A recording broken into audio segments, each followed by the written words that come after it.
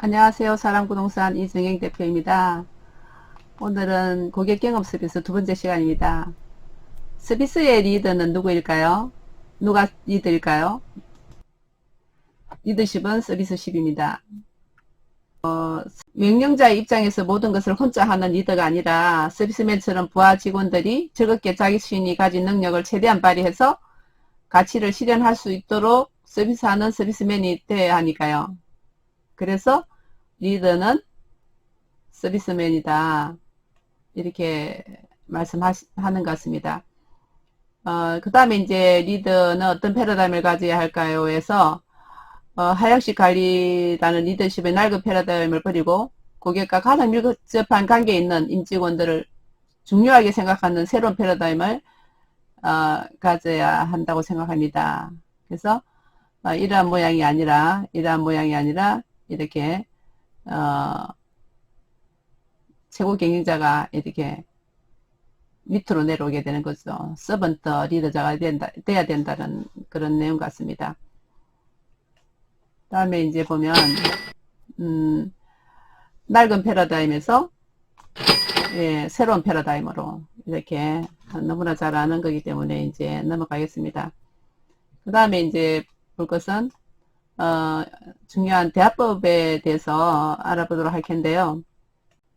이 대화법 세 가지 1, 2, 3 합법과 쿠션 언어, 긍정 합법에 대해서 알아보고 실천해 보면 좋을 것 같습니다. 말 한마디에 천냥빛을 갚는다라는 속담이 있잖아요. 그래서 그만큼 말 한마디가 사람 마음을 좌우하는데 큰 역할을 한다는 의미인 것 같은데요. 살다 보면 의견 충돌이나 여러 가지 갈등 상황에 놓이게 되는 경우가 들어 있잖아요. 이때 화를 내거나 서로의 감정이 상하지 않고 또 현명하게 해결할 수 있는 대화법. 그 중에 이제 1, 2, 3 합법.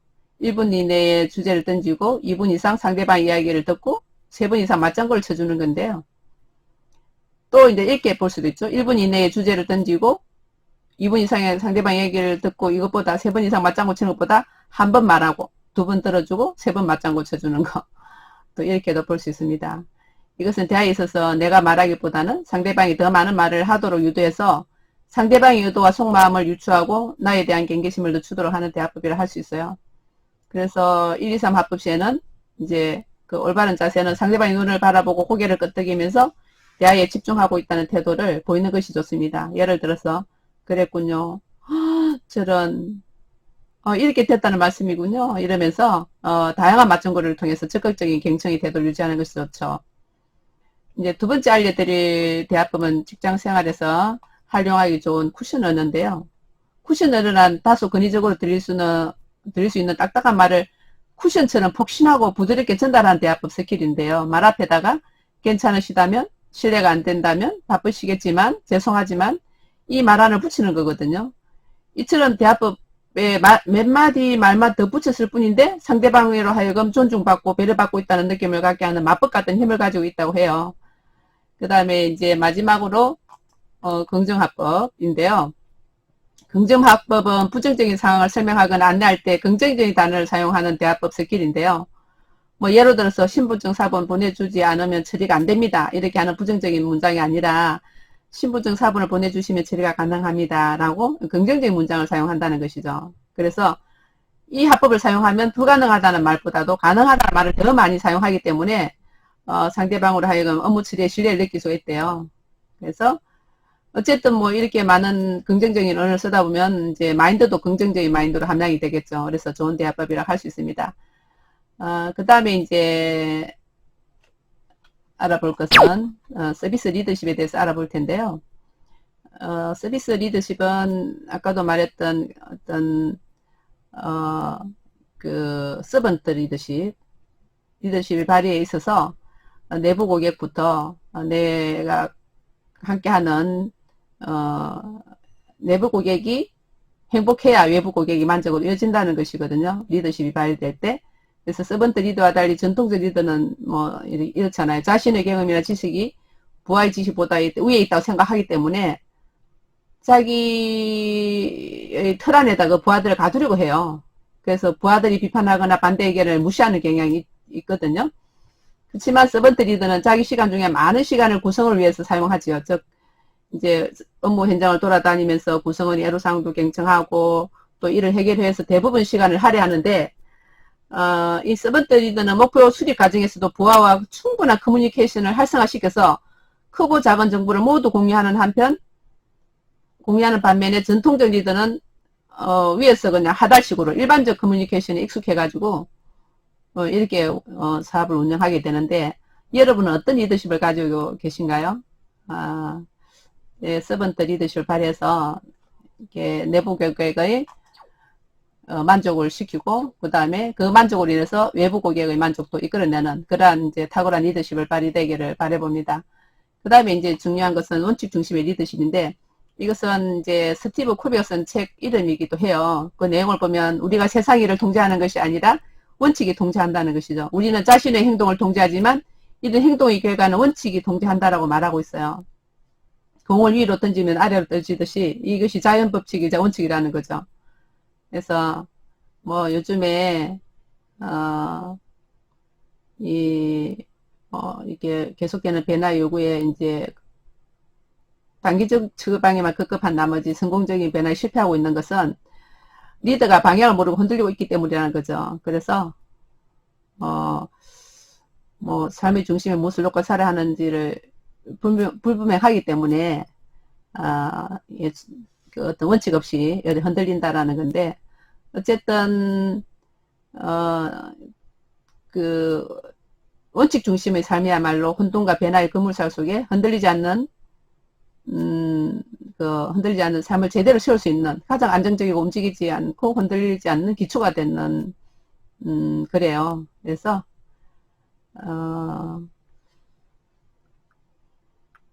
한국 사회 기업이나 개인에게 소중한 방향을 제시해 줄 거라고 믿습니다. 원칙적 중심의 리더십이. 그 다음에 이제 유행별 고객 경험 서비스에 대해서 알아볼 텐데요. 서비스 원칙은 친절이잖아요. 친절. 그래서 뭐 웃는 얼굴로 꾸벅꾸벅 인사만 하는 것이 친절이 아니잖아요. 고객에게 신속하고 정확하고 편안하게 믿음을 주는 것이 본질인데 그러기 위해서는 알아야 될 것 같아요. 그죠? 자기 직무, 부서 업무, 뭐 현재 상황이라든지 그리고 그러기 위해서는 고객 불만 해소에 전원이 참여해야 한다.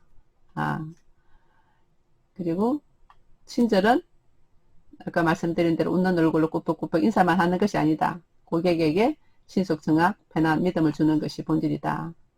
말 잘하는 방법은 잘 아시다시피 경청이죠. 잘 듣는 것이 우선이고 관심을 가지고 반응하는 건데 어떻게든 내 뜻대로 뭐 상대방을 끌고 오는 것이 설득이라고 생각하는 사람이 있는데 그것은 착각이죠.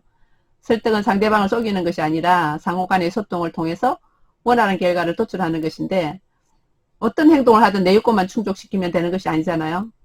우리의 삶은 매일 설득의 연속이고 또 저도 이 부동산을 하면서 어떤 부분들의 많은 문제점들을 서로 설득하면서 해결해 나가는 일들이 참 다반사로 많이 있는데요. 고객의 불만은 어쨌든 말에서 생긴다고 생각이 들어요. 설득은 소통이고 관계라는 생각입니다. 마음을 열어서 뭐 설득을 하는 사람이나 설득을 당한 사람이나 어느 쪽이 더 말을 많이 해야 할까요? 일반적으로 설득하는 사람이 말을 많이 하게 되는데 이것이 우리가 흔히 빠진 오류죠. 상대방의 말을 더 들어줘야 한다고 생각돼요. 상대방의 입을 열게 해서 대화의 주도권을 넘기라는 말이죠. 어쨌든 고객의 불만은 말에서 이루어지고 그래서 이 표정도 이런 설득할 때도 그렇고 이 표정이 참 좋습니다. 제가 이제 도표를 볼 텐데 상대의 마음이 어떤 표정인지 파악하십니까? 이런 표정인가요?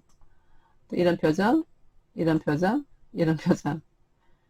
그래서 설득한 사람이 자기중심적으로 의견을 제시하고 강요하는 것은 안 되니까 상대의 마음이 어떤지 제대로 상황 파악을 하지 못하면 설득은 실패하니까요. 긍정적인 자세로 공감대를 형성해야 되는데 설득은 7대3의 법칙을 활용해서 상대방이 7, 내가 3의 분량으로 말을 적절히 조절하면 좋답니다. 설득을 한다고 시작한 대화가 자기 주장만 내세워서 논쟁으로 비화되는 경우가 많은데요. 뭐 논쟁으로 발전하면 상대의 감정도 상하게 되고 또 반박하게 되죠. 논쟁이 악순환이 거듭이 될 겁니다. 그래서 설득할 때는 구체적이고 가능성 있는 객관적 대안을 제시해야 되는데 어쨌든 그것은 상대를 만족시켜야 긍정적인 대화를 할 수 있잖아요. 뭐 설득이 실패했더라도 좋은 이미지를 주어서 다음 기회를 노리는 것도 좋으니까 단 한 번에 이루려고 이렇게 하시지 않는 게 좋을 것 같아요. 항상 기회 문은 열려 있으니까. 그래서 그 기회 문을 열어놓고 물러나는 것도 설득의 기술인 것 같아요. 어쨌든 설득은 한 번이 마지막이 아니라 반복을 통해서 결실을 맺기 때문에 그런 것 같습니다. 설득은 물이 100도가 되어야 끓는 것처럼 반복적으로 시도하는으로써 성공하는 것 같아요. 마음의 문을 열기까지, 100도가 될 때까지. 역지사지란 말처럼 또 상대방 입장을 이해하면 또 작은 행동 하나라도 큰 효과가 있지 않겠어요? 한쪽의 이익이 아니라 서로 이익을 얻을 수 있어야 설득이 가능해진다고 생각합니다. 그 다음에 이제 아침 인사로 폭력을 해결한 것에 대해서 정말 감동이었는데요. 일본의 다도 중학교에서 아침 인사로 교내 폭력이 완전히 자취를 감춘 일이 있었어요. 매일 아침 주고받는 안녕하세요라는 한마디가 얼마나 소중한지 알 것 같아요. 간 것보다 이제 나은 고객 경험에 대해서 한번 알아볼 텐데요. 간 것보다 힘 있는 건 잊지 못할 고객 경험이다라고 합니다. 그 사례로 미니 학습지 기업 스토리를 나누어 볼 텐데요. 몇 년 전에 세계적으로 유행했던 프리허그 캠페인 기억나시나요? 해외에서 큰 반향을 일으킨 프리허그 캠페인을 한국에 정착시키는데 핵심적인 역할을 한 기업이 이제 외국어 교육 기업인데 국내 1위 독일어 교육 플랫폼 똑똑똑과 영어, 스페인어, 프랑스어 외국어를 배울 수 있는 미니 학습지 이 기업 스토리 얘기인데요. 겉으로 보기엔 평범해 보이는 이 기업을 알면 알수록 신기한 이야기가 나오는 양파 같은 곳이에요. 이에서 안 대표님의 인생을 네 글자로 표현하면 커뮤니티에 살고 커뮤니티에 죽는 커생커사랍니다. 창업 전에 독일 유학 시절에 한국인 유학생들을 위해서 독일의 방 구하기 페이스북 페이지를 만들어서 독일에서 집을 구하기 어려워하는 한인을 돕기도 했고요. 뭐 지금도 이 비영리로 100% 운영되고 있다고 하는데 이건 모르겠어요. 잘. 커뮤니티에 참여하다 보면 자연스럽게 고객 경험 관리가 되었고 창업할 계획은 없었지만 본의 아니게 창업을 하게 되었다고 해요. 커뮤니티라고 하면 안 대표가 대학교와 대학원을 독일에서 나오는데 그 당시 독일에서 방을 구하려고 하면 정보가 없어서 너무 힘들어서 페이스북에서 독일에서 방 구하기, 독일에서 구인 구직 페이스북 그룹을 했던 것이 일종의 콘텐츠 마케팅이 되었다는 겁니다.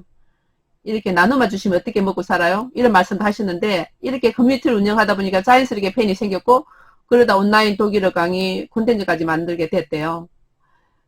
그래서 성공 전략을 고객에게 물어보라고 그 말하는 안 대표는 이렇게 얘기를 해요.